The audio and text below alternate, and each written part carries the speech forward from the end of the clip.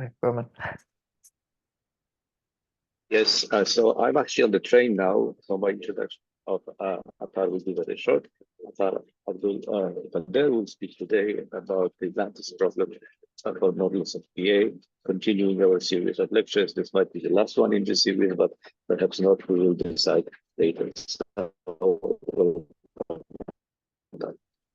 Okay, thank you, Roman. So I will speak specifically about this technique of representations of lattices that was pioneered by Jim Schmerl. And there'll be some times that I may need to leave my slides and draw something out on my iPad. So we'll try and switch back and forth. I also do not think I will get through all of this today, so maybe I will maybe I'll continue next week, but we'll see. So to remind everyone, we start by with the statement, the definition of the lattice of elementary substructures and the lattice of interstructures. So for any model of PA, its lattice, its set of elementary substructures forms a lattice under inclusion. We call that the substructure lattice. And then the same thing for if you have any elementary extension M, N as an elementary extension of M, then the set of all interstructures forms a lattice that we call the interstructure lattice. You can also usually think of any substructure lattice as naturally an interstructure lattice, because you can just you just look at the interstructure lattice between M and its minimal submodel. Basically the skull enclosure of 0, right? And so the questions that I usually will ask or I'll really be studying are about these interstructure lattices. Okay. So the question again that's open is, for which finite lattices L is there an M such that a model of PA such that its substructure lattice is isomorphic to L? And we can again ask the same question for interstructure lattices. So there are some interesting results that are often of the form: every model of PA has some elementary extension where its interstructure lattice is isomorphic to L, or every countable model has such an elementary extension, or every countable non-standard model has such an extension. Oops, I messed up. So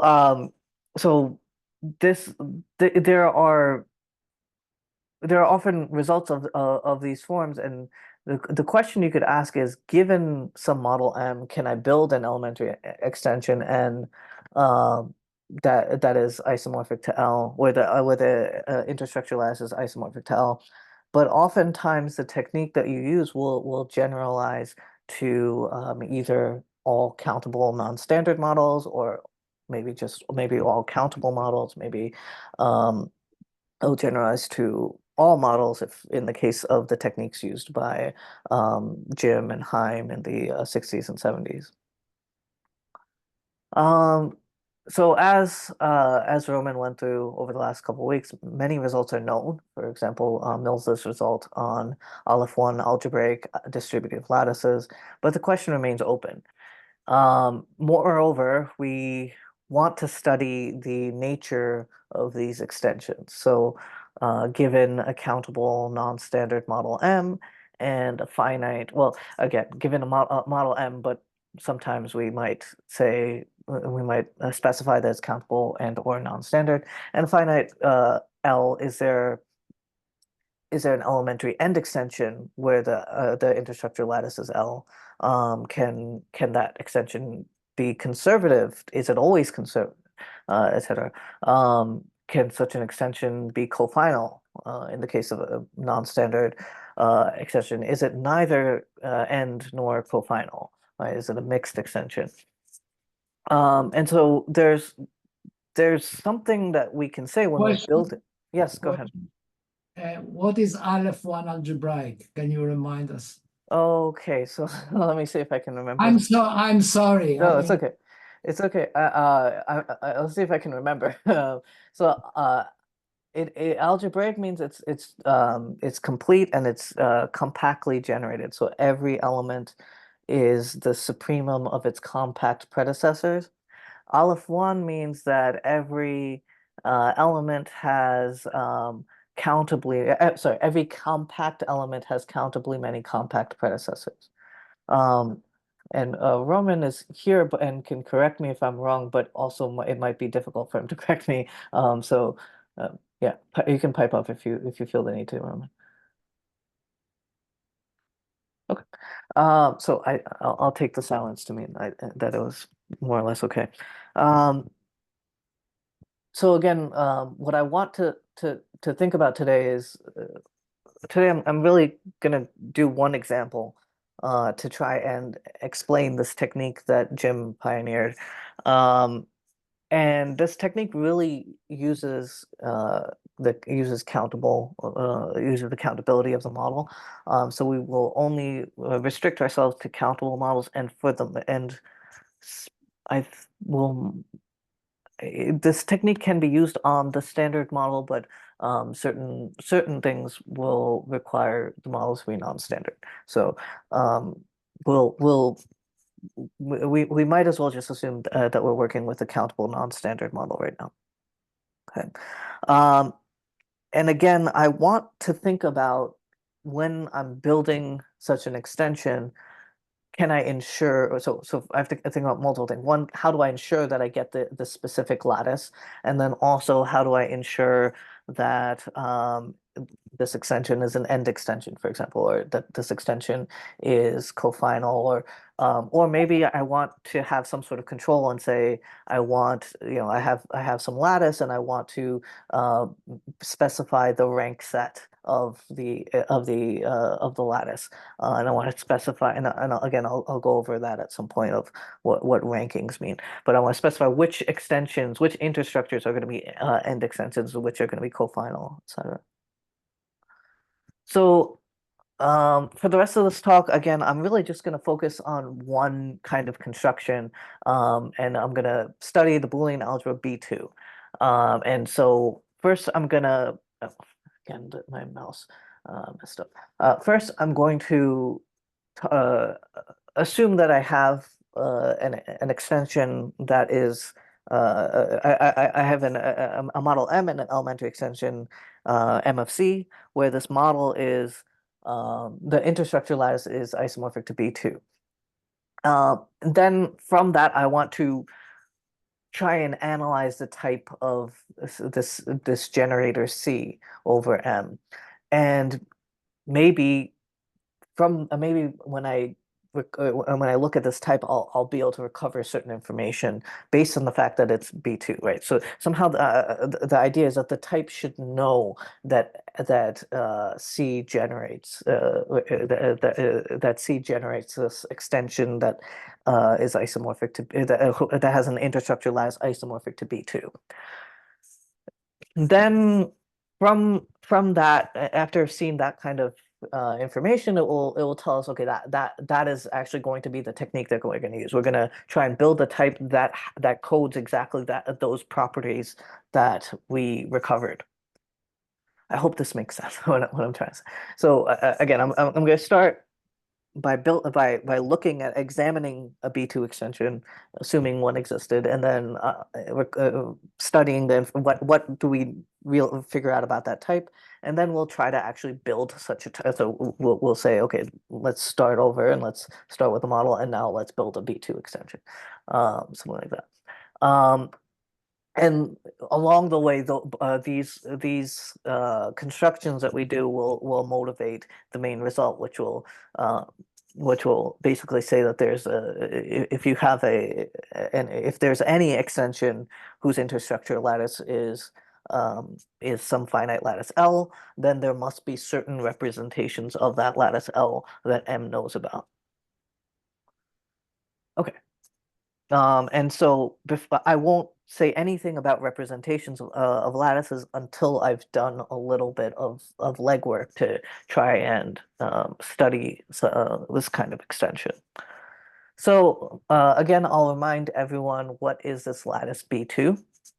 So the lattice B2 is a Boolean algebra on a two-element set. And so now let's fix an elementary extension n of fix a model M and an elementary extension n where the interstructure lattice is B2. Okay. Um, this is a finite lattice, and so it's apologies. This is a finite lattice, so you actually can assume that this top model here is going to be finitely generated. Is essentially, if the top element is compact, you can assume that the model is finitely generated. Or it's equivalent to saying that the model is finitely generated.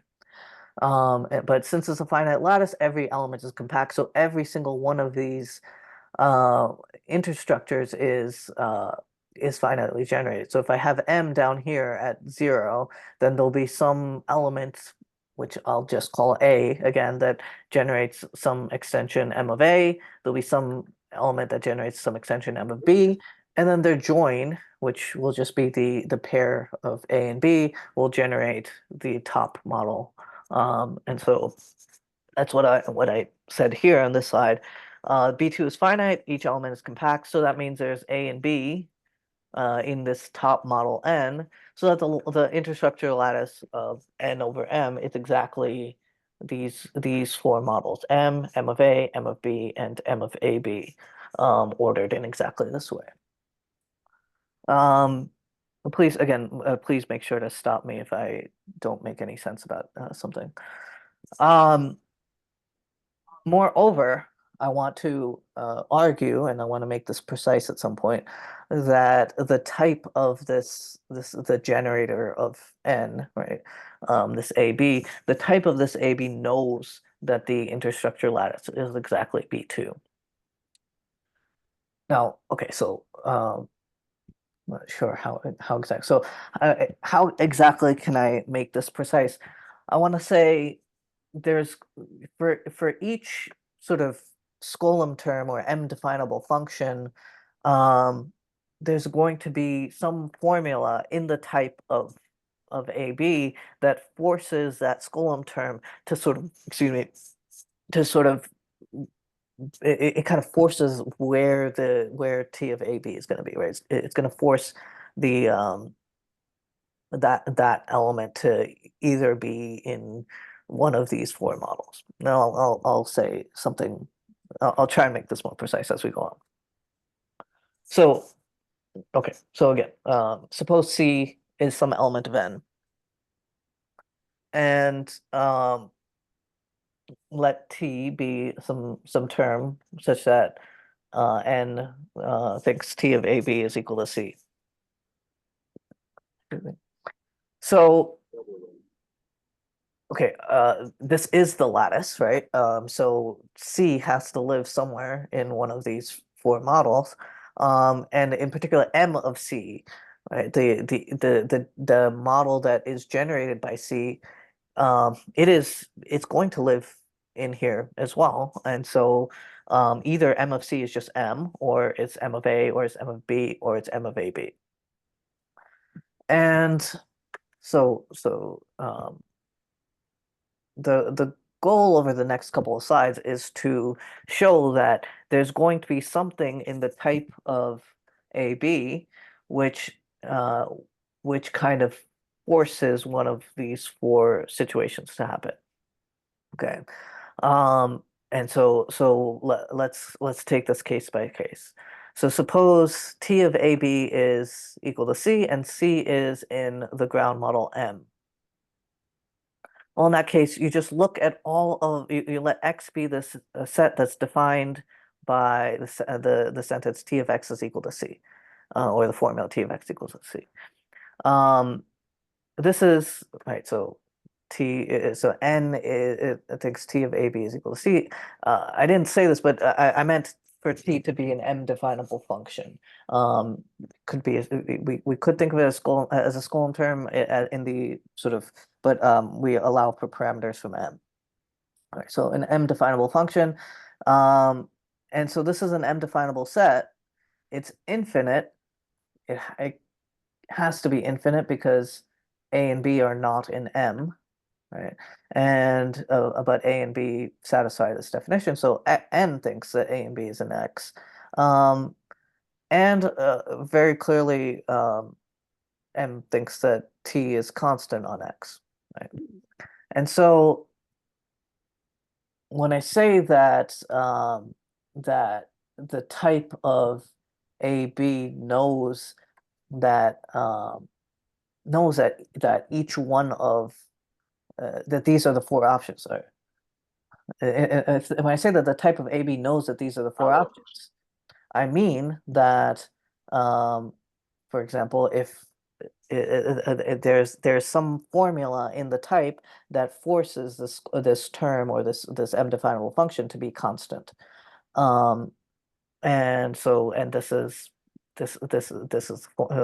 essentially the formula that defines X is the formula. This is a formula that's in the type of AB, and that formula that forces this function to be constant. Okay. Similarly, if m of c is equal to m of a, well, then that's going to mean that um, C and A are interdefinable. So that means there's definable functions G1 and G2, where G1 of C is A and G2 of A is equal to C. Okay. Look at the projection function. And so pi 1 that says this projection on the first coordinate. Then the set X that's defined as G1 of T of X is equal to pi 1 of X, and G2 of pi 1 of X is equal to T of X. That's essentially saying all of this. If you plug in C for X, that's just true. Sorry, if you plug in A comma B for X, this is just true. Um, is that right? So T of AB is C. So G1 of C is pi 1 of AB is A. Let me draw it. So this is basically G1 of T of AB, but T of AB is C. So T of AB is C, and this is pi 1 of uh, AB, and pi 1 of AB is just A. Okay, and so anyway, all of this is to say, and then you can kind of fill in the details on G2. All of this is to say X is an infinite M-definable set. The formula, this formula here, G1 of T of X is equal to pi of X, and G2 of pi 1 of X is equal to T of X. This is in the type of AB, and this formula forces that T of X is T of X is equal to T of Y if and only if pi 1 of X is equal to pi 1 of Y. So it forces essentially that T of X is defined on is essentially only determined by the first coordinate of X. If you think of any element X as coding a pair. Okay. Again, I hope what I'm saying makes sense, but this is should be a sort of a simple observation. Um, Similarly, the same idea happens for M of B, and it's exactly the same slide, except in this case, again, the you're going to use the projection on the second coordinate. Oops. In this case, you use projection on the second coordinate, and so you again get some m-definable functions G1 and G2, so that G1 of T of AB is equal to pi 2 of AB, right? G1 of T of AB, sorry, G1 of C is equal to B, and G2 of B is equal to C. Okay, and so now this X is again going to be an infinite m-definable set where A comma B is in is in X, or in other words, the formula that defines X is in the type of AB over M, and that formula will force that T of X is equal to T of Y if and only if the second coordinates are equal. And so, and then continue. The last option is that it could be in the top model. It could be in N, right? And so in that case, that means that you can define AB from C, right? And so then you define the set of all those x's where T of X is equal to C and G1 of C is equal to X. In this case, this formula forces that T is 1-to-1 on X, and that's in the type, okay, of AB. And so let me see if I can sum up. Whenever for every single m definable function, you can think of that function as inducing some equivalence relation where x is equivalent to y if they have the same, if t and of x is equal to t of y. Whenever you have such a function t, then there's going to be some formula or that is in the type of AB that forces this equivalence relation to either be trivial, right, where T of X is constant, or to be essentially the same as the equivalence relation induced by the projection on the first coordinate, or the equivalence relation induced by projection on the second coordinate, or the equivalence relation would be discrete, i.e., if t is 1-to-1. Okay, and these four options correspond to whether or not T of X or T of AB ends up being in M, or it ends up being in M of A, or M of B, or M of AB. Okay. Um, are there any questions before continuing, or am I making sense? Is there?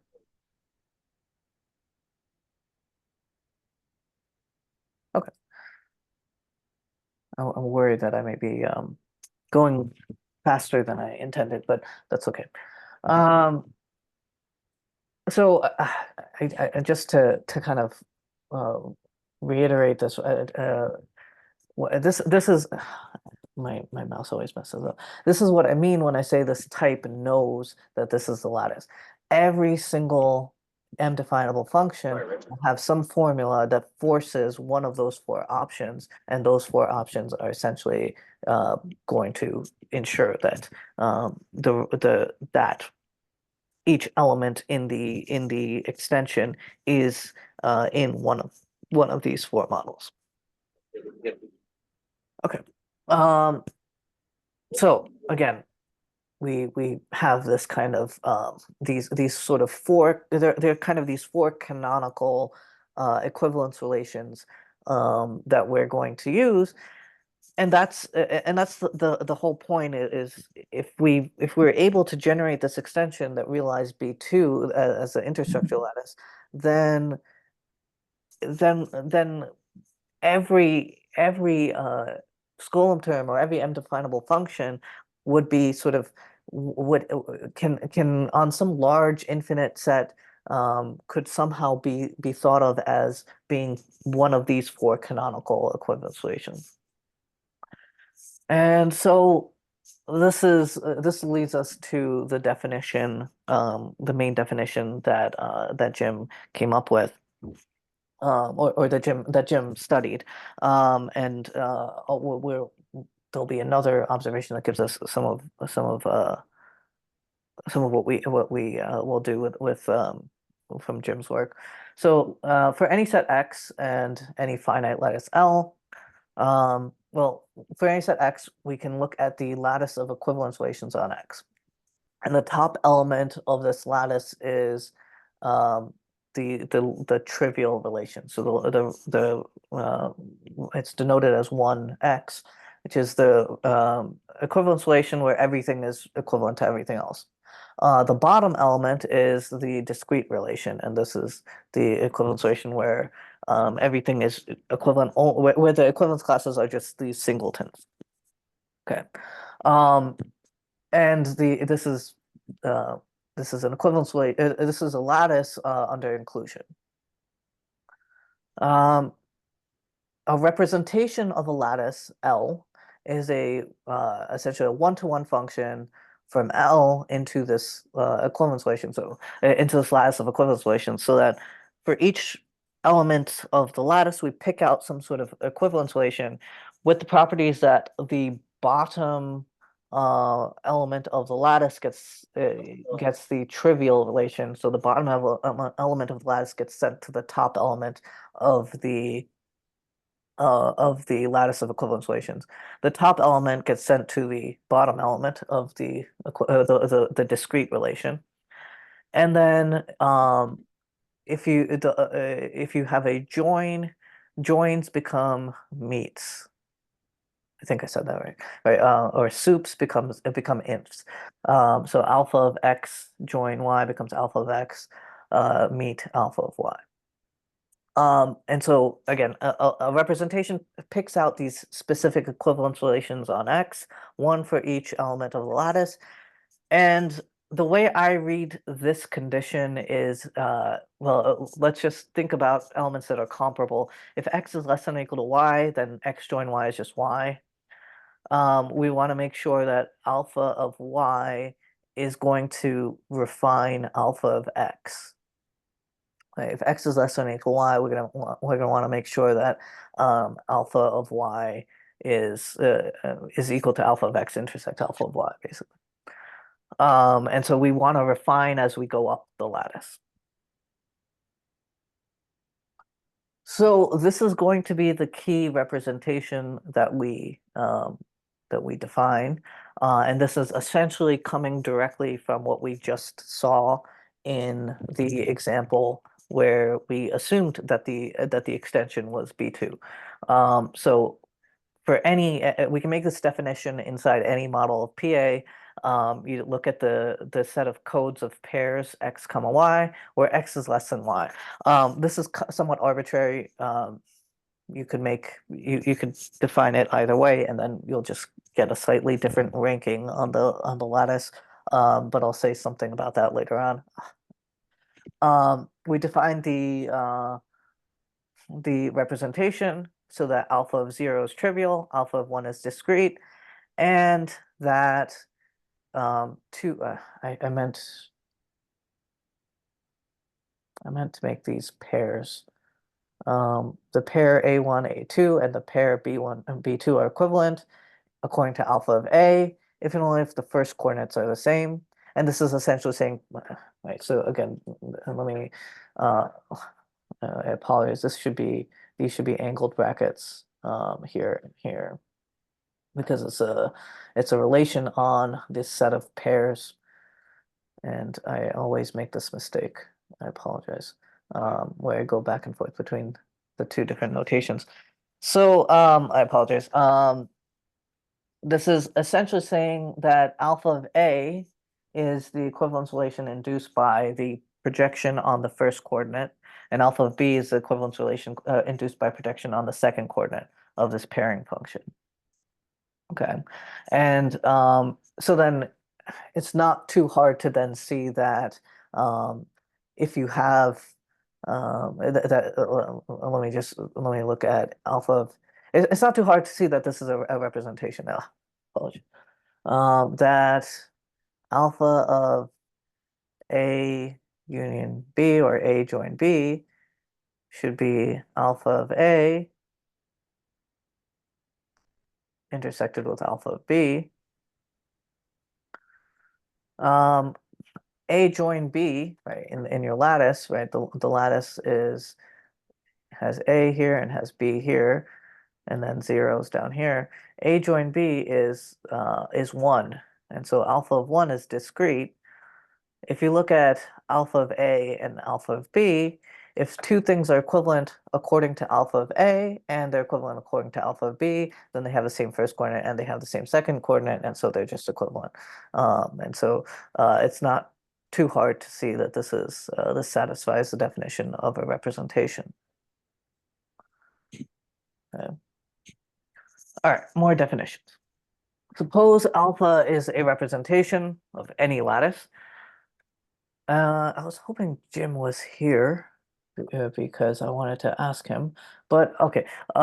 Then if alpha is a representation on the set of on the lattice of equivalence relations on a set X, and if Y is a subset of X, then we can look at alpha, which I guess I'm not totally sure if he pronounces this as if he considers this the restriction to Y, or I'm not totally sure how this is read, but I would just read this as alpha bar Y from L to the lattice of equivalence relations on Y. And this is defined essentially as you would think. For each R in the lattice, you look at the equivalence relation that alpha of R picks out, and then you just intersect that with Y squared. Was there a question? Sorry, I thought I heard something. Okay. And so this kind of tells you, this gives you a way of, if you have a representation on a large set, can you sort of refine it onto some smaller set in some way. If you have an equivalence relation on X, we'll say that that equivalence relation theta is canonical for this representation alpha if it's exactly the same equivalence relation as one of these alpha of R's. Okay, meaning if theta picks out, if theta is one of those alpha bars. And now, in particular, what we usually will do is we'll have an alpha, and we'll have some equivalence relation theta, and we'll look for some subset of X where if maybe theta is not canonical for alpha, but maybe theta could be canonical for alpha bar Y for some subset. And that's kind of what happened when we looked at this type of the pair AB. So in particular, if we looked at every definable M definable function, and if you look at the equivalence relation that induced, we were able to find some subset of that X where some M definable subset where that theta was canonical for alpha, some subset Y where that theta was canonical for alpha bar Y. That's essentially going to be right. So we noticed this about what happened. This is actually going to be how we will construct things moving forward. Okay. In other words, what we're going to do is we're going to try and build a type that is such that each equivalence relation is going to be made canonical on some sort of large set where by large I mean that the definition of that the defining formula of that set is going to be in our type. Okay. All right. So let's construct an extension. Let's have a model of PA, and then let's try and construct an elementary extension that where the intersection lattice is going to be B2. Okay. Again, I thought I heard something. Is there a question? It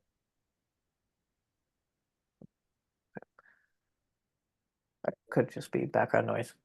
All right, so fix a model M of PA, fix the X and the alpha as before. And so by this, I mean X is again the set of all pairs, X, the code of pairs X, Y, where X is less than Y. And alpha is going to be exactly these relations, right? Alpha of 0 is trivial, alpha of A is equality on the first coordinate, alpha of B is equality on the second coordinate, and alpha of 1 is discrete. Okay. And so the goal is to construct some complete type P of X such that if C is any element that realizes P of X, then the lattice of interstructures of M of C over M is going to be isomorphic to B2. And so how are we going to do this? Well, Roman mentioned this is essentially the only way that we do things. We build this sequence of definable sets, and that sequence kind of generates the type. And so what do I mean by this? The type is going to be the set of all formulas. I'm missing a parentheses here, where for some n, 5xn is sorry, for some n, xn is contained in 5m. This is a bad typo. I apologize. This 5 should be erased. So it's the set of all formulas whose extensions extend some xn. And we're gonna ensure that P of X knows that this interstructure lattice is B2. And so what do I mean? For each M definable function, we're going to ensure that that at some point, at some n, this T is going to be made canonical, or the equivalence relation induced by T is going to be made canonical for alpha bar xn. And by canonical here, I mean what I just wrote, which is that it's either going to be trivial, or it's going to be alpha of 0, or alpha of A, or alpha of B, or alpha of 1. And more specifically, that's going to mean it's either going to be one-to-one, or it's going to be constant, or it's going to be essentially the same as the equivalence relation induced by the projection onto the first coordinate or the projection onto the second coordinate. And those are going to be the 4 options. Okay. So suppose we have two representations, alpha and beta, of the same lattice. Suppose we have two representations, alpha and beta, of the same lattice. And we'll say alpha is isomorphic to beta if there's some bijection f from so alpha is a representation on A, and beta is a representation on B. If there's some bijection from A to B, such that whenever x and y are in A and r is in the lattice, then x is equivalent to y according to alpha of r, if and only if f of x is equivalent to f of y according to beta of r. And then this f, we would say, confirms the isomorphism. But essentially, it's what you think it should mean in terms of these representations being isomorphic. Now, okay, so how are we going to construct the type? We start, like I said, we start with the set with this representation on the set X, and we have the set X, we'll call that X0.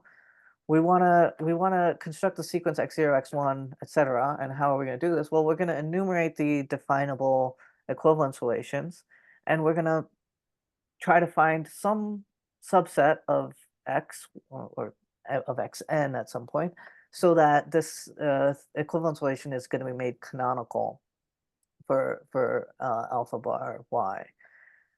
And we want this set to be large, and large here I'll mean it should be isomorphic to my original alpha.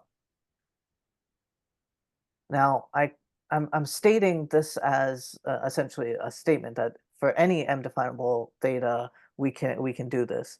And so why is this possible? Essentially, this is a canonical version of Ramsey's theorem by Erdos and Rado from 1950, which says if you have, and you can formalize this, this is provable from in ACA naught, I guess. So for every definable coloring, if a model of PA and any element of this and any definable coloring, you can you can formalize this sort of in ACA naught, and it's provable there. All right. So anyway, what does it say? For any number k and any coloring of the k tuples of natural numbers, with possibly infinitely many colors, There is some subset of K, and so this I'm thinking of K as the set 0 up to K minus 1, and an infinite H, and this you want to think of, if you're thinking about Ramsey's theorem, you want to think of this H as being sort of the homogeneous set, um, such that whenever X and Y are K tuples of elements of H, then they get the same color if and only if they have all the same coordinates according to I. Okay. So what does this mean? Well, let's do I have the explanation for this for two? All right. Well, let's think about this for k equals 2. Okay. Um, what are the options for k equals 2? There's the 4 possible subsets of 0, 1. There's the empty set.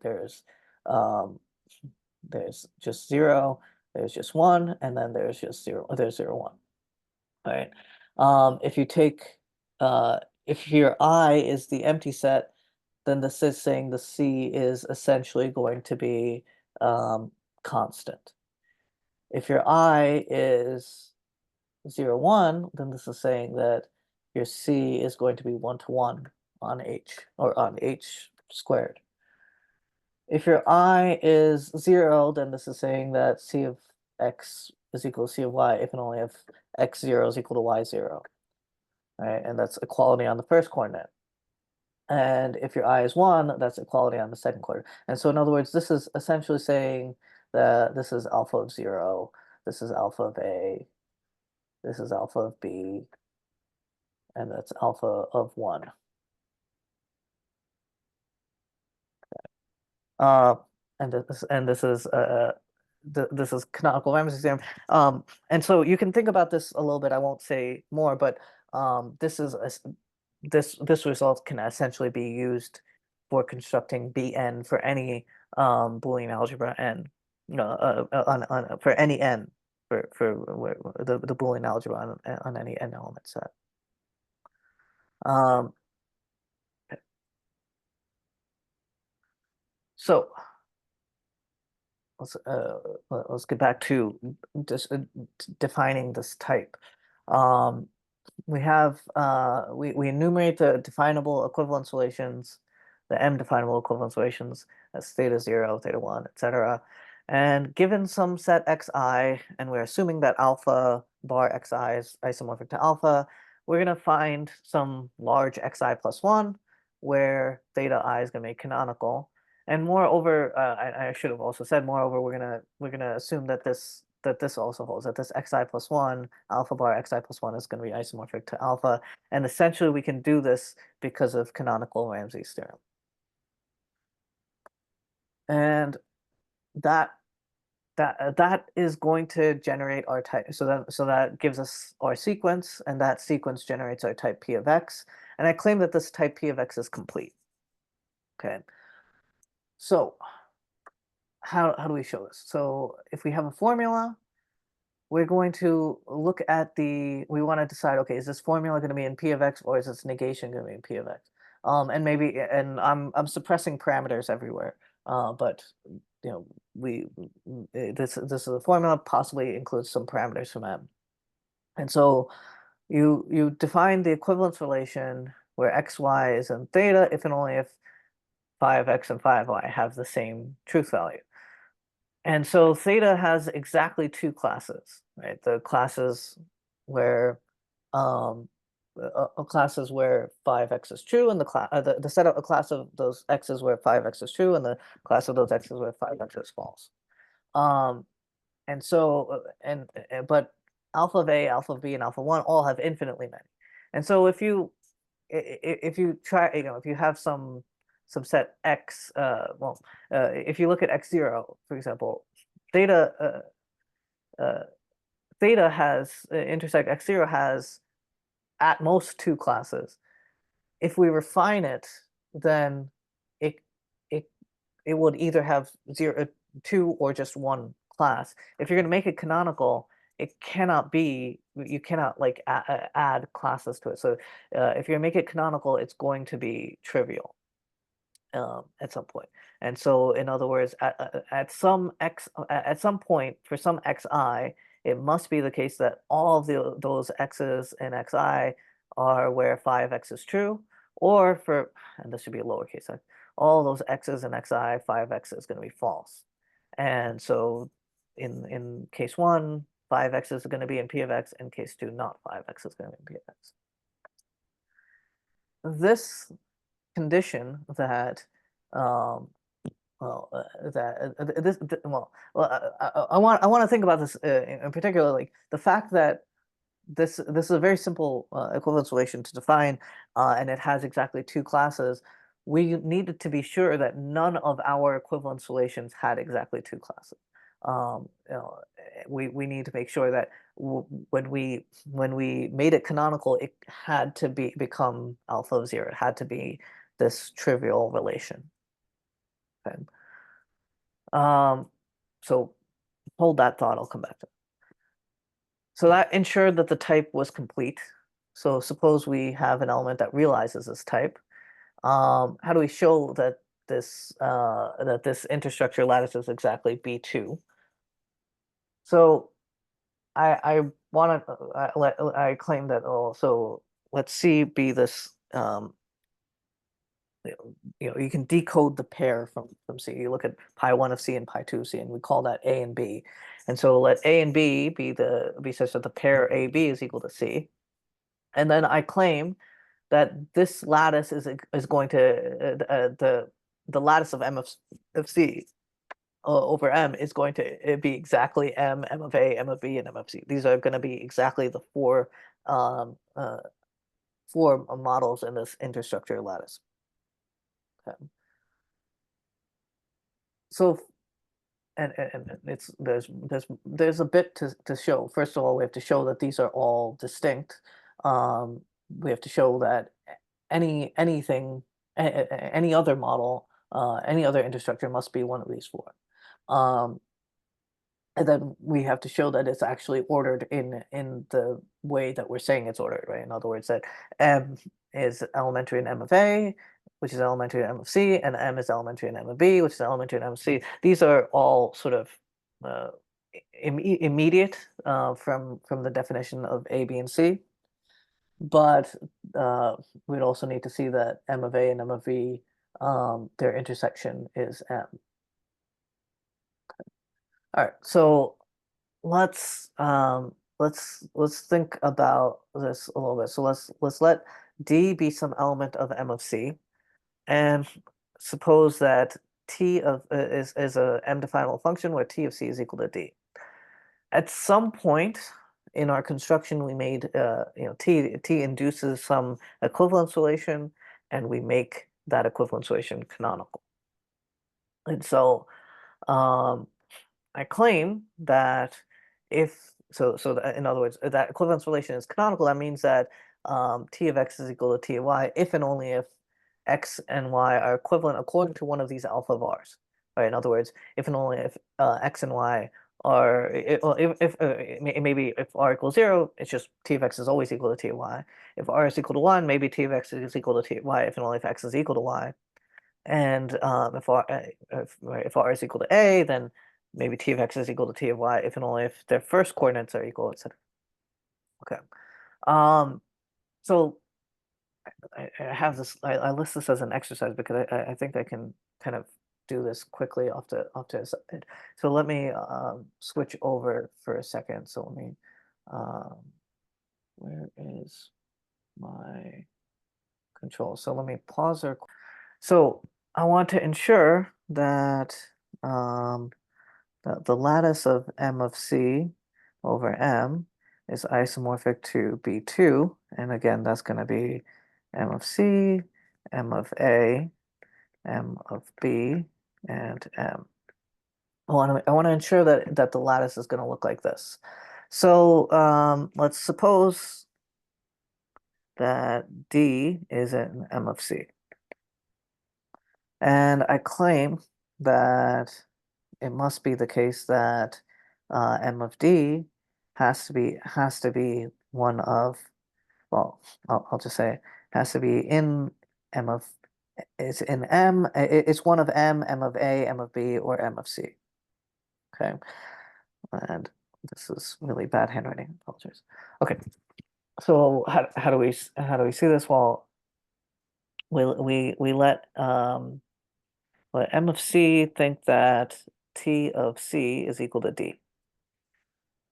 So then we define let theta be the equivalence relation be defined by x, y is in theta if and only if T of x is equal to T of y. All right, if and only if the the equivalence relation induced by T, then um, there is some n in omega where theta is canonical for alpha bar xn. In other words, theta intersect xn squared is equal to alpha of r intersect xn squared for some r in the lattice. Okay, and so let's look at this case by case. If r is equal to 0, then this is just saying theta intersect xn squared is trivial. So what does that mean? If I go up to, again, what is my definition of theta? If theta is trivial, that's saying that T of x is always equal to T of y on xn. And so this is going to say, M is going to think that for all x and y in xn, T of x is equal to T of y. And this is more, right? So let M in M be the value, right? Be the values, right? Be such that for all x in xn, T of x is equal to M. Then, right, I mean, M of C is going to think T of C is equal to M because this is going to be, right, sorry, if this is true, then this formula, T of x is equal to M, is going to be in the type of C. Okay, and but I already said T of C is equal to D, and so this is actually just saying that this is in M. D is in M. Okay. So that's case one. Case two is, let's say R is equal to the top element 1. Um, I probably should go in, in order of the lattice of, looking at A or B first, but it's probably easier to explain the more extreme elements in that case. If R is equal to 1, alpha of 1 is discrete. This is saying that theta intersect xn squared is discrete. Okay, in other words, that um, M is gonna think for every x and y in xn, T of x is equal to T of y only happens when x is equal to y. Okay, so T is a one-to-one function. Okay, and so T is a one-to-one function on xn, so then it has an inverse on xn. Right, in other words, there's some function g, so that g of T of x is equal to x for all x in xn.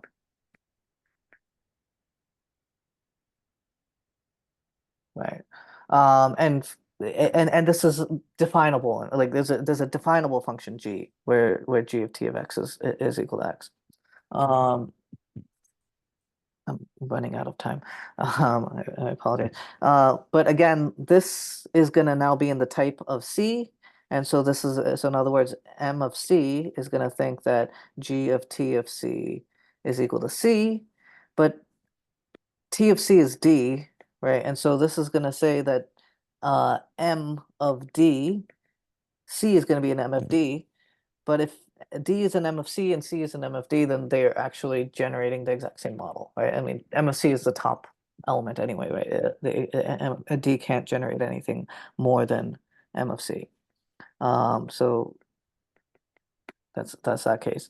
And I know in the interest of time I maybe should skip this, but I'll do one more. I'll do R is equal to A. So this is saying that if theta intersect xn squared is equal to alpha of A intersect xn squared, this is saying that M is going to think that for all x and y in xn, t of x is equal to t of y if and only if, well, alpha of A is defined by pi 1. If and only if pi 1 of x is equal to pi 1 of y. And so again, this is going to be in the type p of x, and that's in the type of c. So M of c is going to think that, um, uh, well, so what else can I say? Because this is in, because this is essentially saying that t is defined by the first coordinate, right? So in other words, t of let me call this x1, y y1 is always going to be equal to t of x1, y2. Right? Let me just call these x and z, x and y and x of z.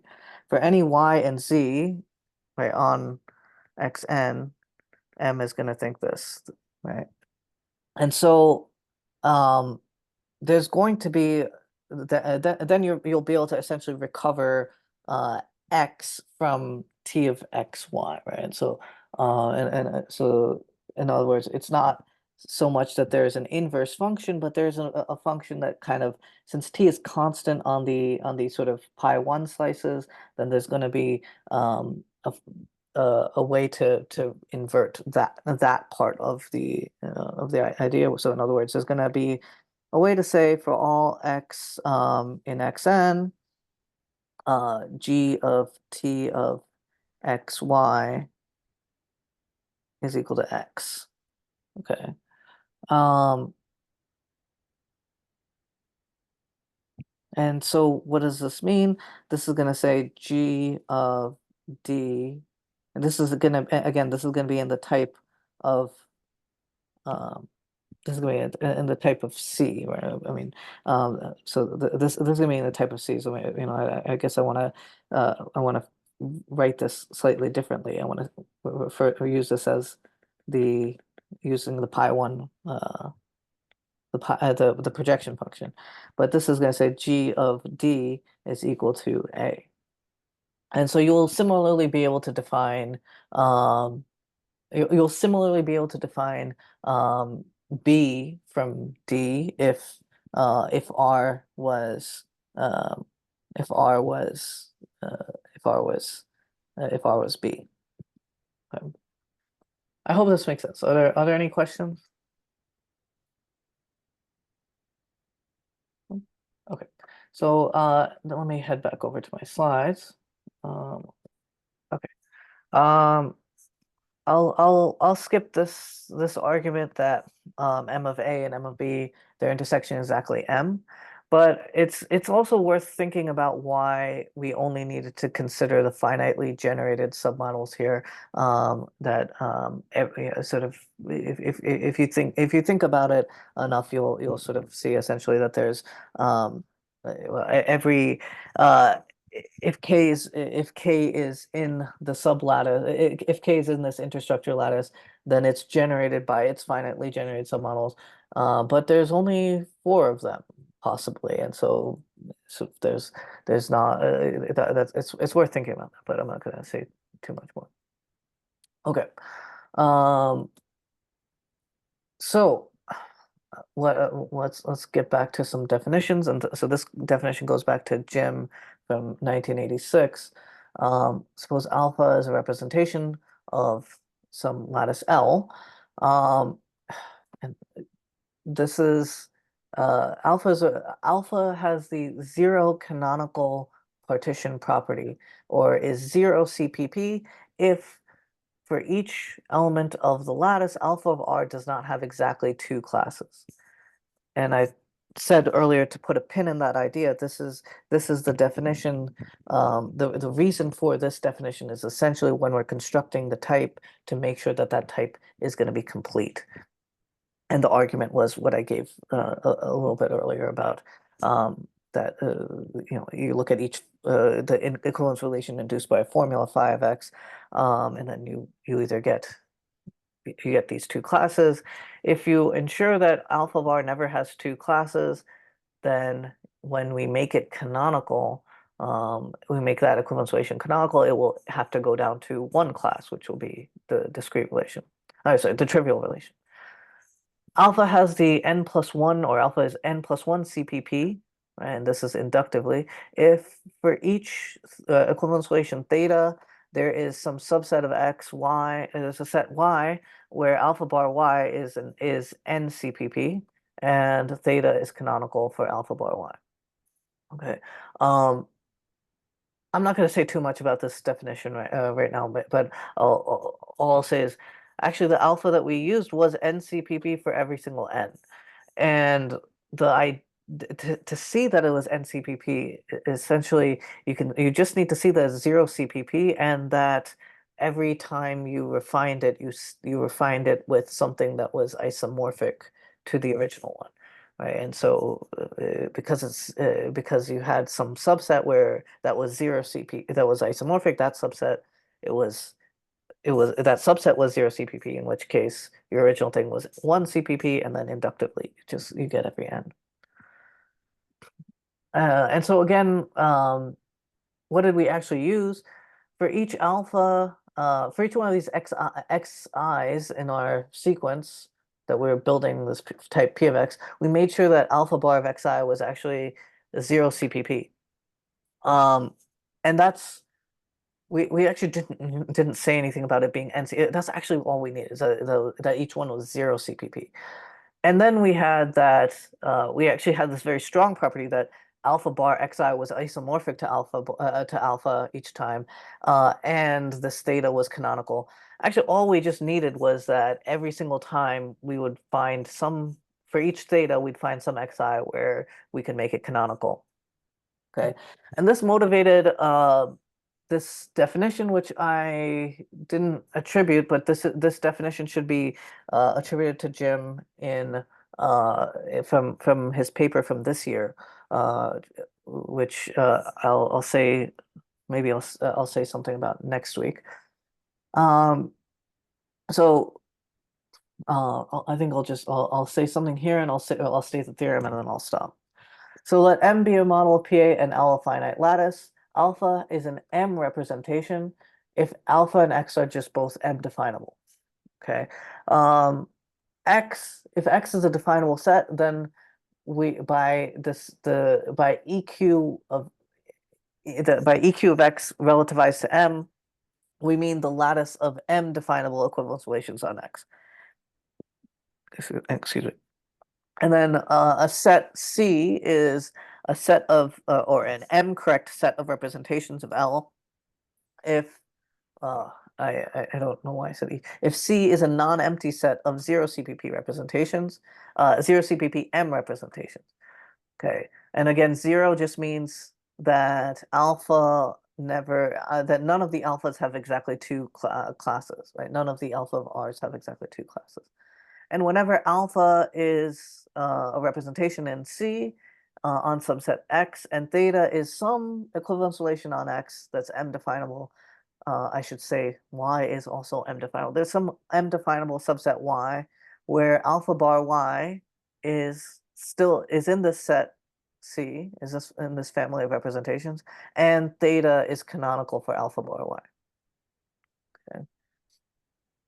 Actually, this, if we go back to like exactly how we generated this type, and how we proved that this type actually realized B2, we needed to make sure that every single Skolem term, or every single M definable relation, is going to be canonical. We didn't that's actually what we used here, is that each one of these alpha bar Y's theta was canonical for some alpha bar y, and that alpha bar y had to be sort of, so we just looked at this sort of family of representations of all of these of this one lattice L, and once you have one family of these of representation, you can start with any one of these representations and then do exactly the process that we just did, which is enumerate the definable equivalence relations and one by one make them canonical on something, and you'll make it canonical on some set y where alpha bar y is in this family, and then you'll continue. And since each one of these is 0 CPP, then at the end of the day, when you define your type, you will end up with a type that is complete and that has this property that each theta is canonical for some at some point in your sequence. Okay, and so this is the result by Jim. And again, I'll stop here. And next week I'll say a little bit more about ranked lattices and about the pentagon lattice maybe.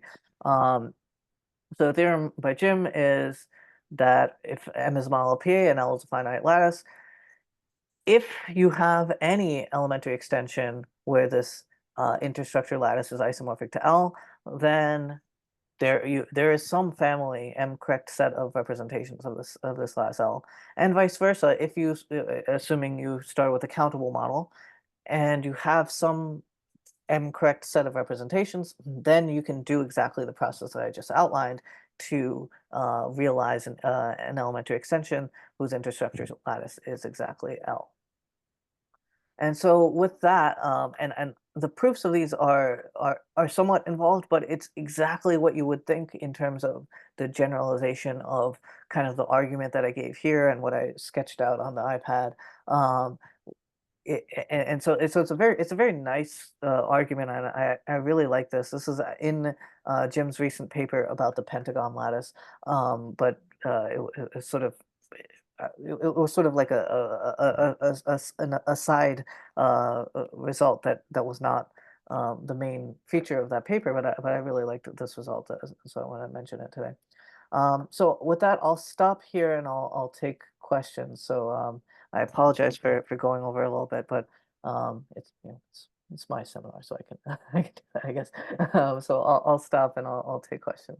Chaim, I see your hand. Go ahead. Is there these are published results? This I I saw it in JSL on the website. I don't know if I don't think it's been in an issue yet. I think it's a pre, but it is I think it's listed on JSL as a something to be. I think it's an early view of an accepted manuscript. Um, so if you look on JSL online, you'll see the it's called the Pentagon as a substructure lattice of models of PA, or something along those lines. Um, but it should be, if it'll probably be in the next issue or something. Erez, go ahead. Yes. So I had a few quick questions and observations. Based on your construction, it seems that the MA and MB will be cofinal in MC by Geifel-Splitting's theorem, correct? Oh no, so this is what I'll say next week. So actually, so we ended up with this with a model that looks like with a lattice that looks like this.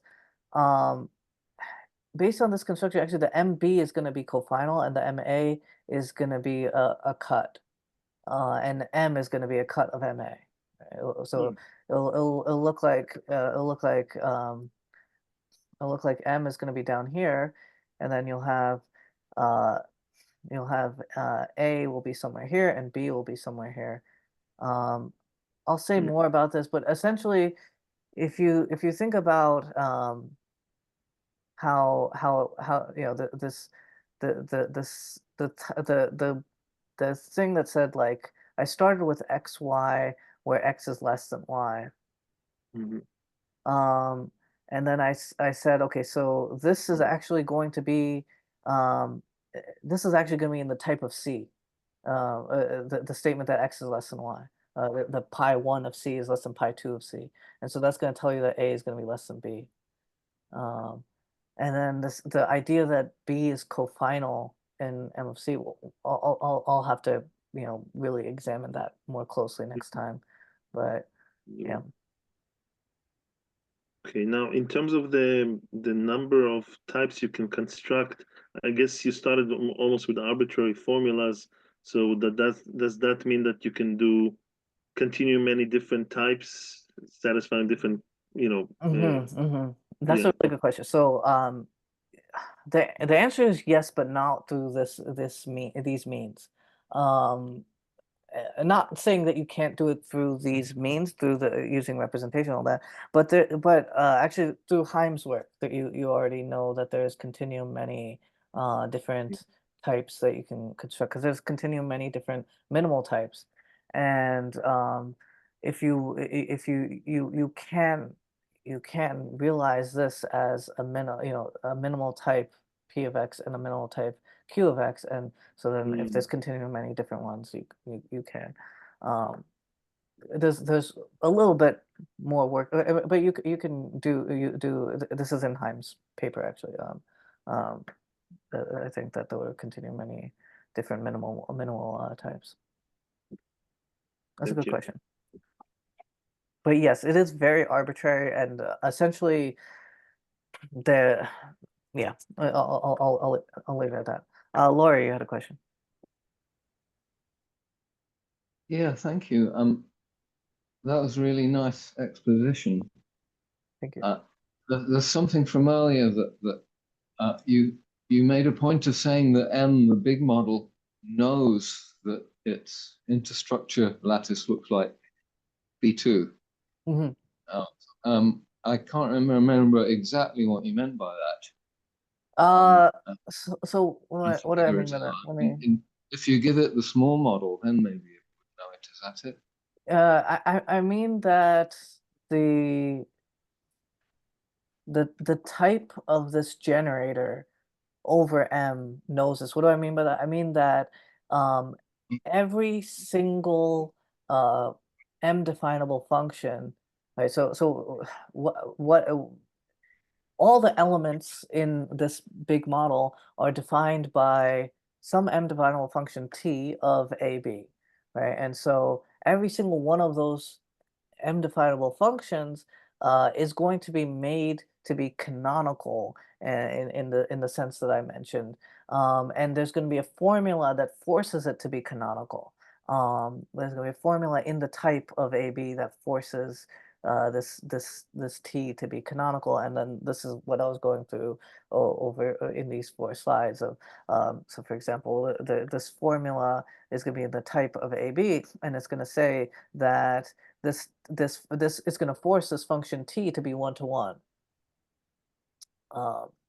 And yeah, and this is what I mean when I say this. It forces this function T to be 1-to-1. So does that mean you could have an extension, as in your picture there, where that didn't hold? Where Type does not know this, in your sense? Oh, no. I think if you have this extension, so that's why I started with any model M and any so I fix any model M and any elementary extension, and that's always true. It's always going to be true. Yeah, that the type of this generator is going to know that the extension is B2. And for any, so take a finite lattice L, take a model M and an elementary extension N where the interstructure lattice is L. The type of that, when I say the type of that generator, will know that it's L, and it will know it in precisely the way that I kind of said, and essentially because of this somehow, right? That it will see this Jim's result here, like it will see that if there's any N, you'll be able to recover some sort of M correct set of representations that correct set of representations that you're going to recover is going to be this set of representations that somehow your type of the generator of n is going to know about. Okay. It's when I say knows, I'm saying it in an imprecise way, but I hope the idea comes across of like it's every definable function is going to be made canonical in I lost my place in some way according to one of these things. Okay. Yeah, great. Thank you. Other questions? Okay, so in that case, I'll stop and I will continue on. And I had a little bit more, but that was because I was thinking I would rush through this stuff. And so I will actually, try not to rush for next week. And so this will be expanded a little bit, where I will talk a little bit about ranked lattices and get a little bit into the question that Erez raised on how do we constructed this model? Is it an end extension? Is it a cofinal extension? How do we know this? How can we ensure this? Okay.